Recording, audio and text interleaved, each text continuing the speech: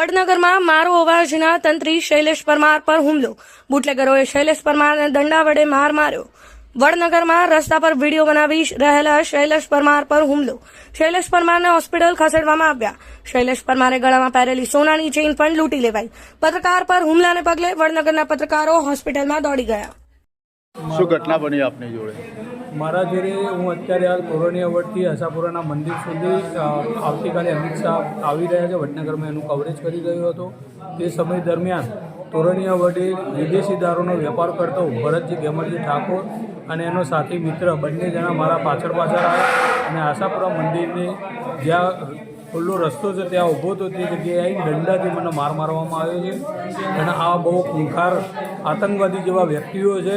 મારી સોનાની ચેન પણ એમને લૂંટી લીધી છે. મારી વીંટી પણ તેમને ઝૂંટી લીધી છે. મારો મોબાઈલ લીધો હતો પણ અમુક માણસોએ એના જોડેથી મોબાઈલ પરત અપાવડાયો.